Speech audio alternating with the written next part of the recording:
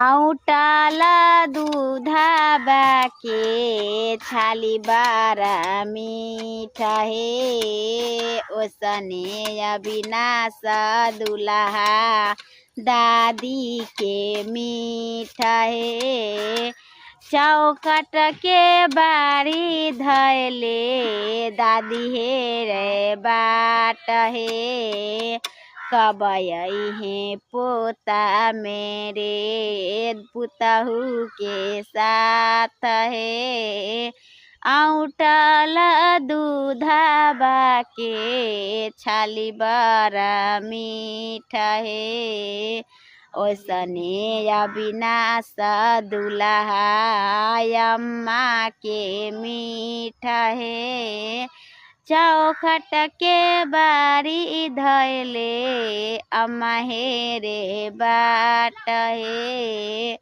कब आई है बेटा मेरे पुतहू के साथ है।